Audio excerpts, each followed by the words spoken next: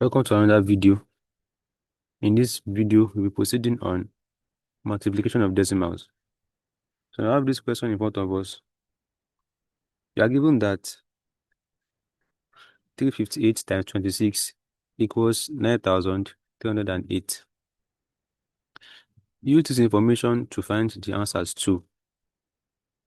Given that information, we want to find the answers to these four questions. 3580 times 260. Now we are given that 358 times 26 equals 9308. 9,308. So we want to use that to find 3580 times 260.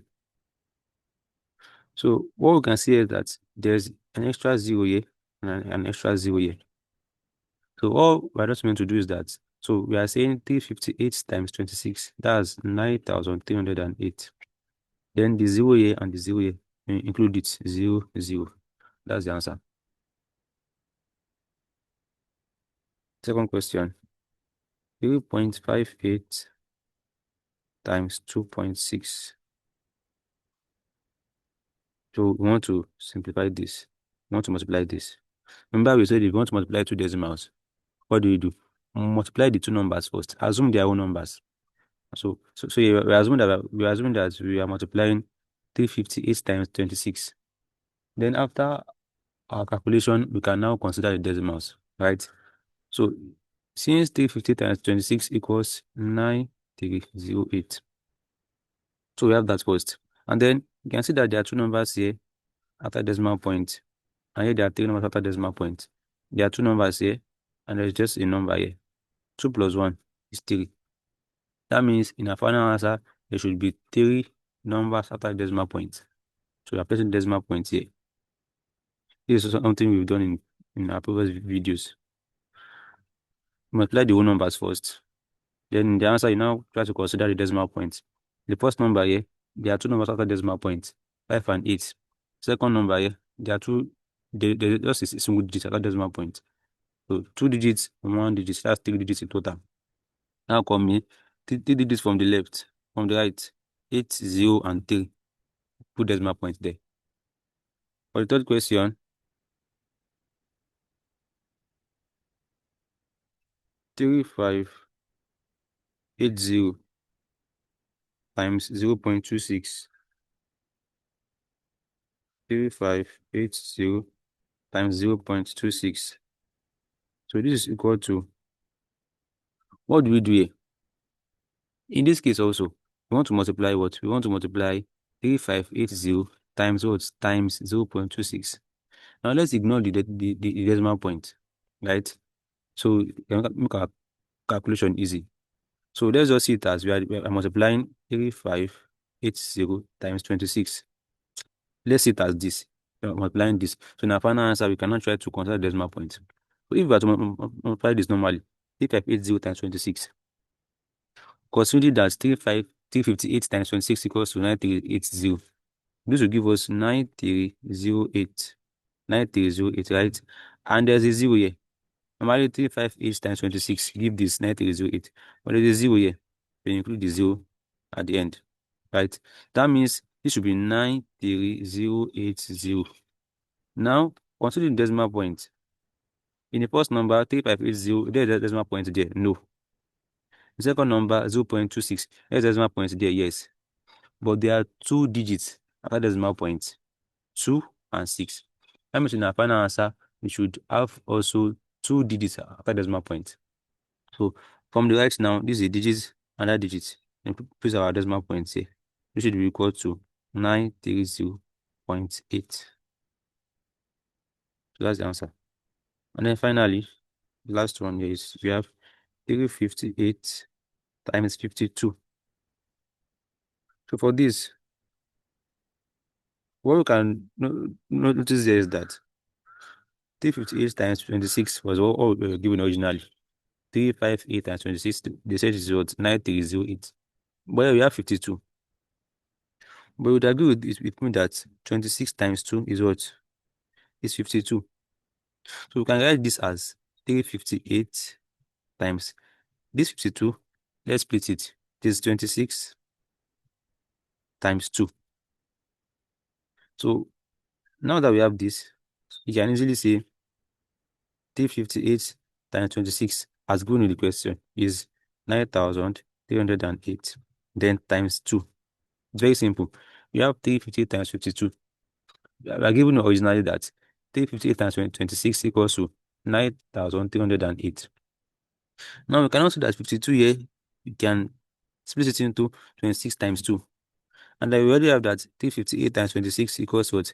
9,308. Then times this 2. So then multiply this. 9,308 times 2. That's 18,616. As simple as that.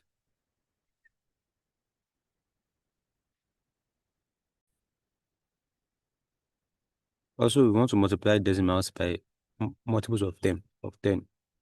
So we can multiply decimals by some other numbers. But in this case, we want to say how to multiply decimals by multiples of 10. Like 10, 100, 1,000. It's very easy. This is a special case. We don't have to multiply using the way we used to multiply normally. This is quite easier. So we have 1.257 times 10. What we do in this case is that we remove decimal point. What do? We remove decimal point. Now it is to the right. Move decimal point to the right. Move decimal point to the right. That's for multiplication by multiples of 10. Move decimal point to the right. How many times do we move decimal point? Depending on the number of zeros we have in the multiple of 10. For example, now this is times 10. Right, times 10. What we do is move this decimal point, we move it to the right just once, because there's 1 0 in 10. So I'm moving it just once. And then how we move decimal point is that we move it past a single number. For 1 0, move decimal point past a single number. Now we have 1. So we are passing over 2 only. That means decimal point is now here. That's the meaning. So that's what 1, 2 point. Where we stopped is the new position of decimal point. 12.57. 12.57. That's the answer. That's the answer. For the second one, here we have 2.33 times 1,000. 2.33 times 1,000. So in this case now, we have 3 zeros, right? 1,000, 3 zeros. That means we are moving decimal points to the right 3 times. 3 times. And we said for each zero, I'm moving decimal point past a single number. So let's see. 1, 2, and then 3. Right? So the decimal point is now here. So now there's an empty box here. An empty what? An empty box here. So what do we do to the empty box? We actually add 1 0 to it. Anytime you move decimal point and then the numbers there, you've passed through the numbers there. You now have an empty box. What do? Include the 0. So here we now have 2, 3, 3, 0. So then point, remember, where we stop is where our decimal point also stops. So we stopped here. Decimal point is also here. It's also here. Then point 0. After decimal point, you cannot include the point 0. It's not necessary, but you cannot include it. So finally, the answer here will be 2, 3, 3, 0. And that's all. For the third question here, 100, that's 2 zeros. Move decimal point to the right twice. 1, 2. So we also have an empty space here. What do we do? Include 1 0 to it. Include 1 0 to it. So that's 7, 1, 0. Remember, decimal point is now here. So this is also 710. Here we have 10,000.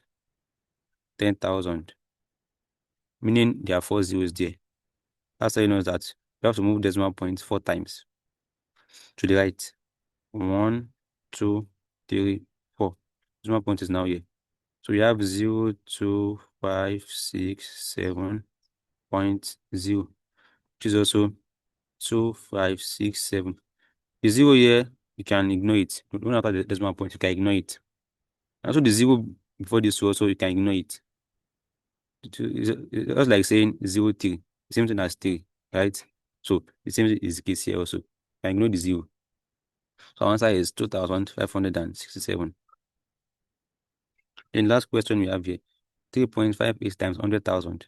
100,000 has 5 zeros. That means we are moving our decimal point 5 times to the right. For each zero, we are moving past a single number 5 times. 1, 2, 3, 4, 5. How many empty spaces do we have here? There are about 3 of them. So we include zeros there. 0, 0, 0. And our decimal point is now finally here. That's 3, 5, 8, 0, 0, 0. Then 0.0. Our final answer is now 3, 5, 8, 0, 0, 0. That's 358,000. In short, this is how we multiply decimals by multiples of 10. No matter how lengthy the multiple of 10 is, just count the number of zeros we have there. Then you now move the decimal point to the right. How many times? Depending on the number of zeros you have. For each zero, you are moving past a number. For one zero, don't move past 2 numbers. Past just a single number. Then you move the number of times of zeros you have. Also, we can divide decimals by multiples of 10. You can divide decimals by multiples of 10, just like you can multiply them. But the case here is that, contrary to multiplication, for division, we're actually moving the decimal point to the left. Since multiplying and dividing, there are 2 reverse operations. So move decimal point to the left. Move decimal point to the left. So let's see what we are doing in this case. For the first question we have here, that's A. So 8.25 divided by 100. So we have 8.25 over 100 as equal to 8.25. 100 has 2 zeros. That means we are moving the decimal point to the left, not right this time around, to the left twice. And also, for each zero, we are moving past a single number. 1, 2. Here also, we have an empty space. What do? We fill up the empty space with a 0. We have a 0 and then point. Then now include the 0 here.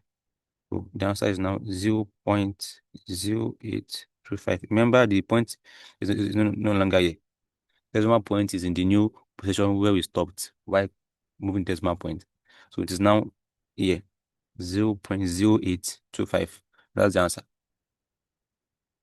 Second question is 923.8 divided by 1,000.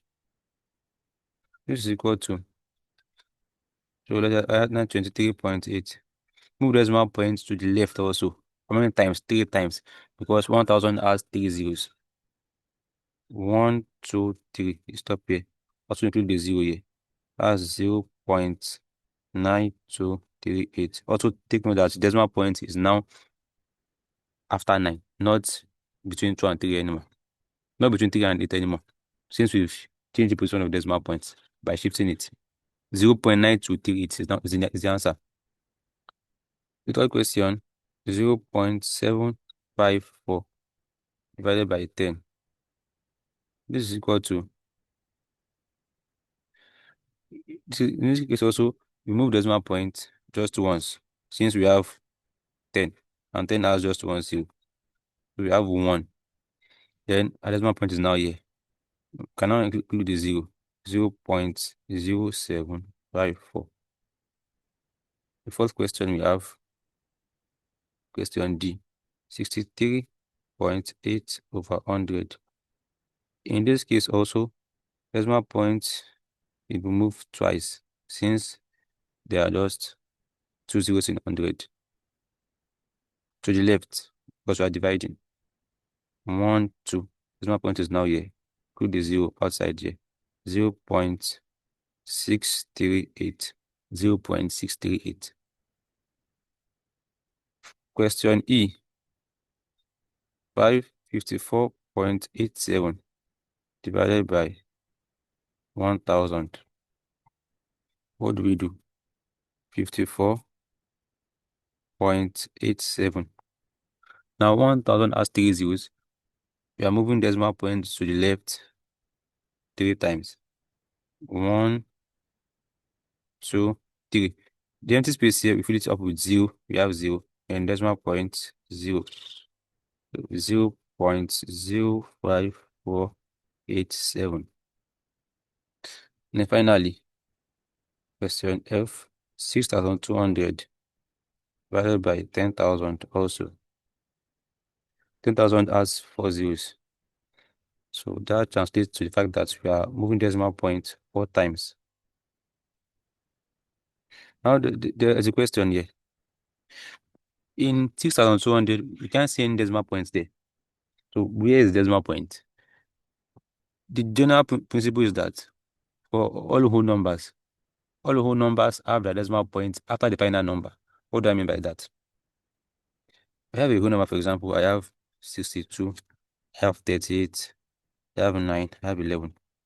These numbers, where are decimal points? Decimal point is simply 62.0, 38.0, 9.0, 11.0.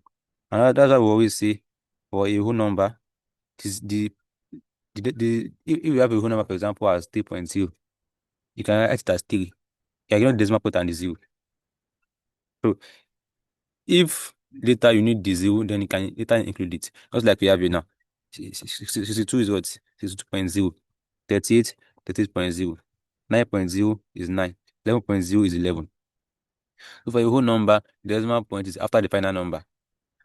So that means this number is actually 6200.0. Now this 10,000 will make us to move the decimal point to the left 4 times. 1, 2, 3, 4. Decimal point is now here. Then we include our 0. That's 0.6200. 0.62 what? 00. The 0 here, you can actually include it. So our answer is now 0.62000. And we know that the 0 here is actually insignificant. We can see 0.62, which can include the 000. Is insignificant. I would like to call our attention to one mistake students make. When students pronounce decimals, they make a mistake. So, for example, 34. Let's have this also.